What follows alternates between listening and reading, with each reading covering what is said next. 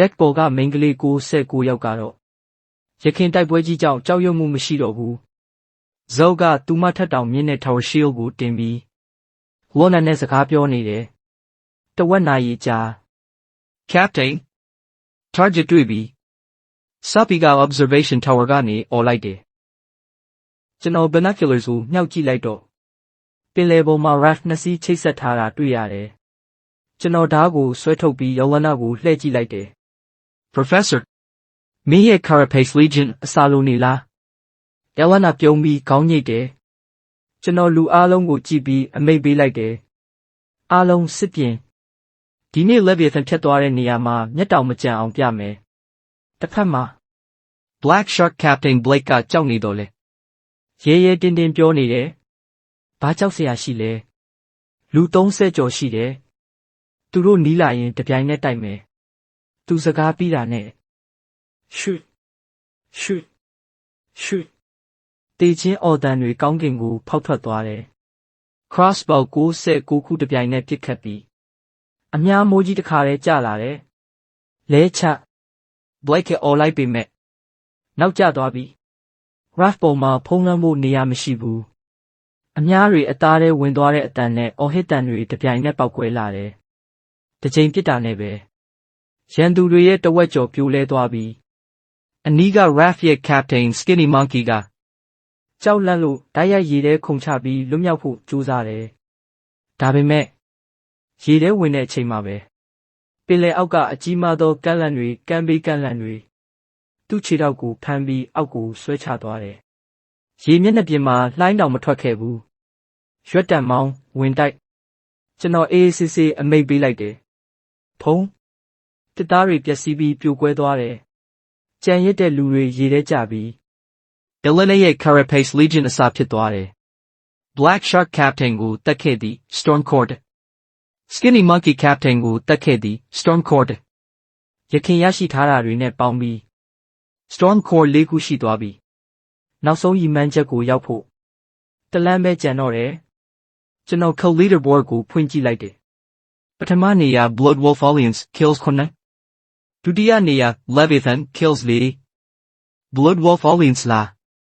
ကောင်းတယ်။တယောက်ချင်းလိုက်ရှာရတဲ့အလုပ်ကိုကယ်လိုက်ပြီ။ဒီလိုစဉ်းစားနေတဲ့အချိန်မှာပဲYelenaရဲ့မျက်နှာပြောင်းသွားပြီးမြေပုံကိုလက်ညွှန်လိုက်တယ်။ Silas မကောင်းဘူး။ Bloodwolf Alliance ကအမြန်နှုန်းအပြည့်နဲ့ငါတို့ဘက်ကိုလာနေတယ်။မြေပုံပေါ်မှာအလင်းပွင့်8ခုကညာကောင်းပုံစံနဲ့ Leviathan ကိုဓာတ်ရိုက်တက်လာနေတယ်။ဒီပင်လယ် area ရဲ့အင်အားအကြီးဆုံး Alliance ကငါတို့ကိုတုတ်တင်ဖို့လာနေပြီ။ Deck ပေါ်မှာခဏလောက်တိတ်ဆိတ်သွားတယ်။လူ100ကျော်တဲ့အင်အားကြီးကွာဟမှုကြောင့်မိန်းကလေးတွေစိတ်လှုပ်ရှားပြီးစိုးရိမ်နေကြတယ်။ဘာကြောက်တာလဲ။ Zoe ကသူမရဲ့ Tower Shield ကို Deck ပေါ်ကိုအင်အားကြီးနဲ့ရိုက်ချလိုက်တယ်။ဘသူလာငါထိုးပစ်မယ်။တိတ်ကျွန်တော်တခါပြောလိုက်တာနဲ့အတန်အားလုံးတိတ်သွားတယ်။သူတို့လာတာကပိုကောင်းတယ်။ Yelena အစီအစဉ်ရှိလား။ Yelena ရဲ့ Strength Talent Master Tactician ကအမြန်ဆုံးအလုပ်လုပ်လာတယ်။သူမကျွန်တော်နာကိုနီးကပ်ပြီးအစီအစဉ်ကိုမြန်ပြောပြလိုက်တယ်။နားထောင်ပြီးတော့ကျွန်တော်မျက်လုံးတွေပိုတောက်ပတ်လာတယ်။ကျွန်တော် Epic Rank Reaper Matters ဓာတ်ကိုဆွဲထုတ်လိုက်ပြီးအားလုံးနားထောင်Sapi Bubble နဲ့တင်မောပတ်လည်မှာမိခိုးလို Fog Wall တိဆောက်ပိုကြီးလေပိုကောင်းလေ Yelena Carapace Legion ကိုရေအောက်ကနေသူတို့ Rudder ကိုကိုက်ဖြတ်ခိုင်း Melee Squad Deck ကိုတေဆုံးသွားတဲ့အထိကာကွယ်ငါကတော့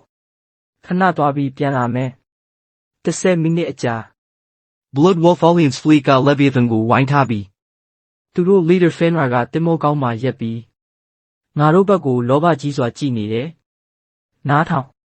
တင်မောနဲ့မိန်းကလေးတွေကတဝက်ပေးရင်အသက်ချံပေးမယ်။သူ့စကားကိုပြန်ဖြေလိုက်တာကတက်အယောင်9မျိုးပါ bubble တစ်လုံးလေထဲမှာပေါက်ကွဲသွားတယ်။ချက်ချင်းပဲ bubble အများကြီးဖြစ်ပေါ်ပြီးလက်တောင်မမြင်နိုင်တဲ့ဖုန်ကြီးတစ်ခုဖုံးလွှမ်းသွားတယ်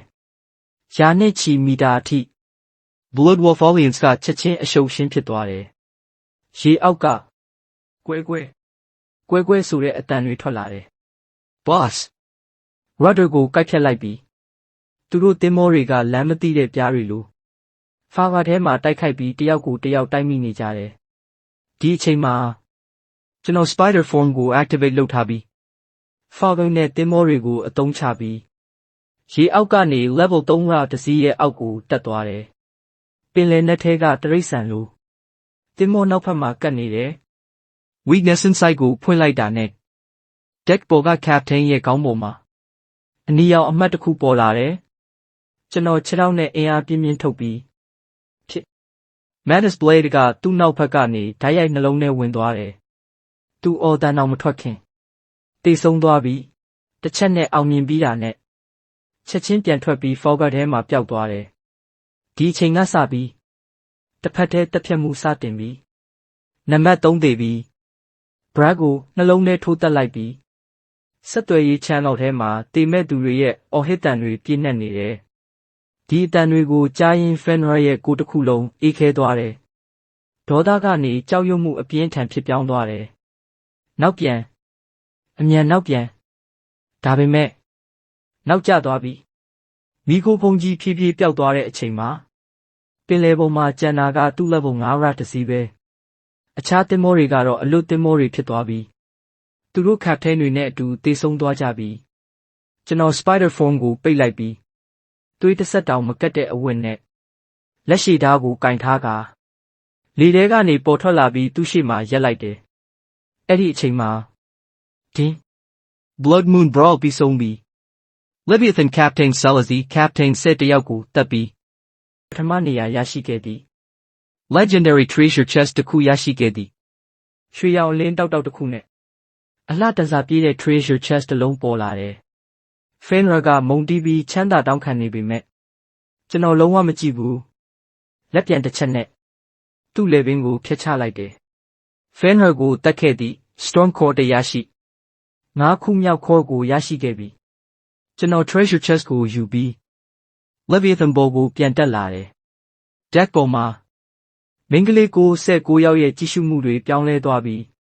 သူတို့ကကျွန်တော်ကိုတကယ်ဖျားတစ်ပါးလို့ကြည့်နေကြတယ်။ကျွန်တော်လူစုကိုကြည့်ပြီးထောင်ထဲမှာလက်ခေါင်းချိတ်ပြီးစိတ်တင်းနေတဲ့ Thunder Dragon Girl Chilo ကိုတွေ့လိုက်တယ်။ Chest ဖွင့်မဲ့အချိန်မတိုင်ခင်အမိတ်မလိုက်နာသူတွေကိုအေးအေးယူရမယ်။ကျွန်တော်သူမဘက်ကိုတလန်းချင်းရှောက်သွားတယ်။ Chilo ရဲ့မျက်နှာနီးသွားပြီးခေါင်းမလဲပဲအာမန်နဲ့ပြောလိုက်တယ်။ငါဘလို့မလိုက်နာလို့လဲ။အမှန်တကယ်တော့တိုက်ပွဲအတွင်းမှာသူမက Dragon Form ပြောင်းပြီးတယောက်တည်းတိုက်ချင်တဲ့စိတ်ကိုမထိန်းနိုင်ခဲ့ဘူး။ဒါဟာစစ်ဗျူဟာအတွက်အန္တရာယ်ကြီးတဲ့အမှားပဲ။ငါနဲ့လိုက်ခဲ့။ကျွန်တော်ပြန်လှည့်ပြီး Captain Cabin ကိုသွားလိုက်တယ်။ Captain Cabin ပြန်လာ Slow ကရှက်လဲရှက်စိတ်မကျေနပ်လဲရှိပေမဲ့နောက်ကလိုက်လာခဲ့တယ်။တကားပိတ်သွားတယ်။အခန်းထဲမှာမီးမဖွင့်ဘူး။သတင်းပေါက်ကလာလင်းရောင်ပဲဝင်နေတယ်။ကျွန်တော်သူမနာကိုတဖြည်းဖြည်းနီးကပ်သွားတော့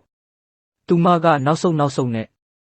နောက်ဆုံးမှာအေးတဲ့နံရံကိုတိုက်မိသွားတယ်။ကျွန်တော်လက်တစ်ဖက်ကိုသူမဘေးနားနံရံပေါ်မှာတင်ပြီးသူမကိုဖမ်းထားလိုက်တယ်။နီးကပ်လွန်းတဲ့အကွာအဝေးမှာသူမရဲ့ Vanilla အနံ့တန်တန်ကိုတောင်သိနိုင်တယ်။ကိုမသိလား။ကျွန်တော်ခေါင်းကိုချပြီးသူမနာမှာလေချိုထုတ်လိုက်တယ်။ချိုးရဲ့ကိုတစ်ခုလုံးပြော့သွားပြီးအတန်ကလေးသေးလေးနဲ့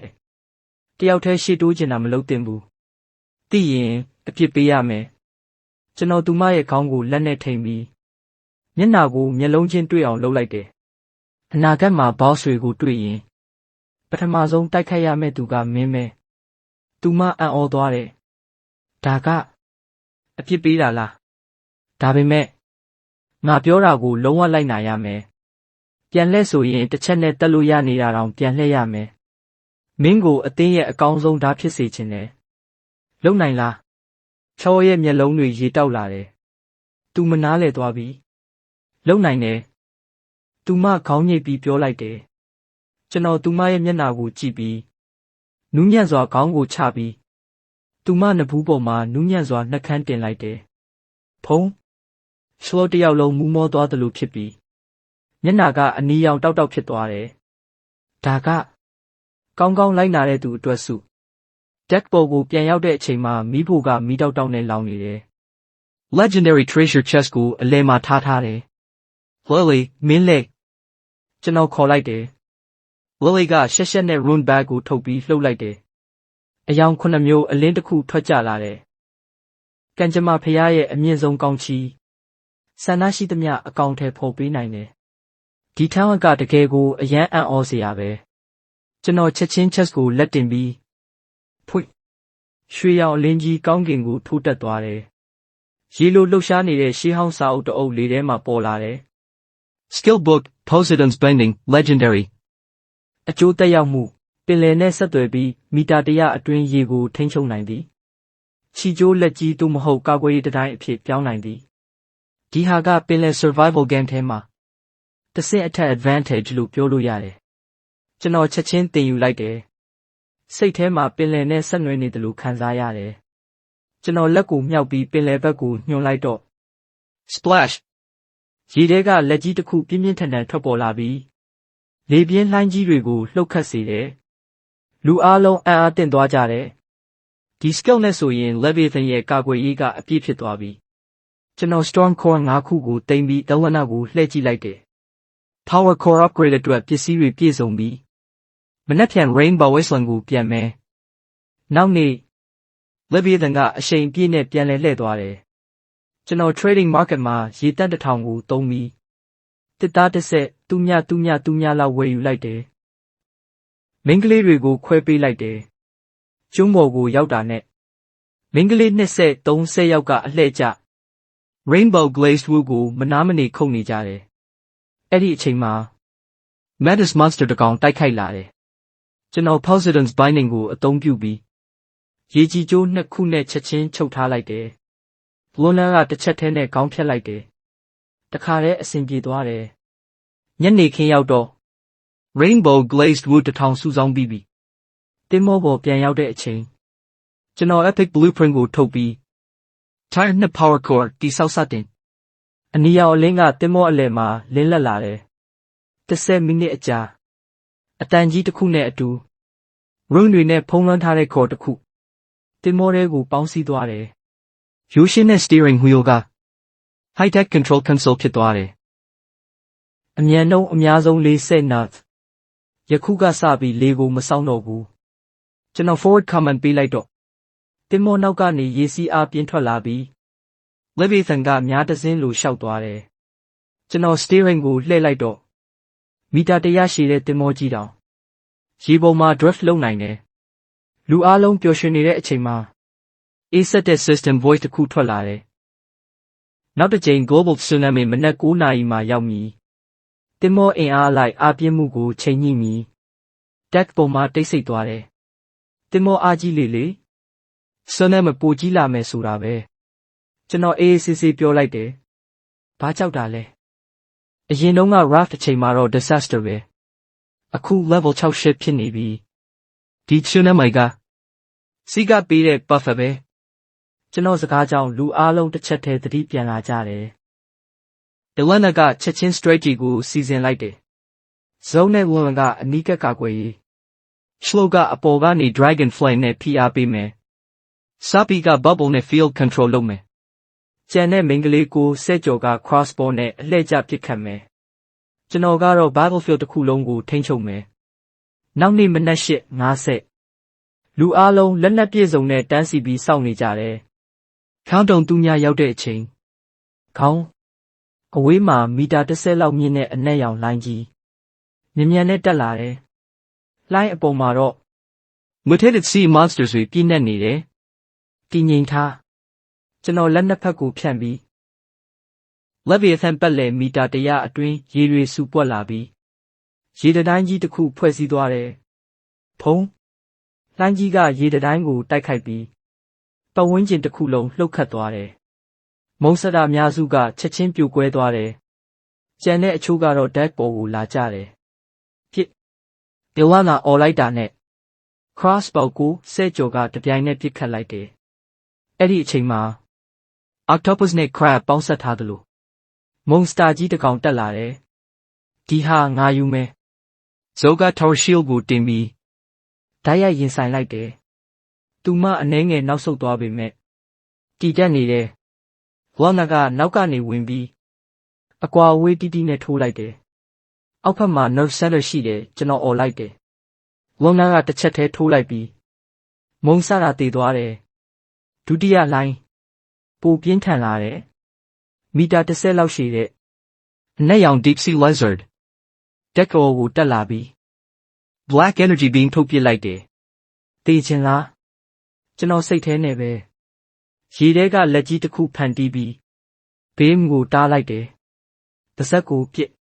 ချောရဲ့မီးလောင်တန်ဇော်ရဲ့လှန် crossbow များစွာတပြိုင်နက်တိုက်ခိုက်လိုက်တယ်မုန်စတာအားနေသွားတဲ့အချိန်ကျွန်တော်လေထဲကိုခုန်ပြီး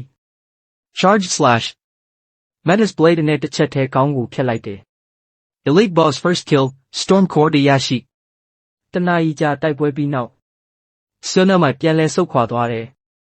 deck ပေါ်မှာမုံစတာအလောင်းတွေပြည့်နေပြီးသွေးတွေစီးဆင်းနေတယ် epic treasure chest တရရှိ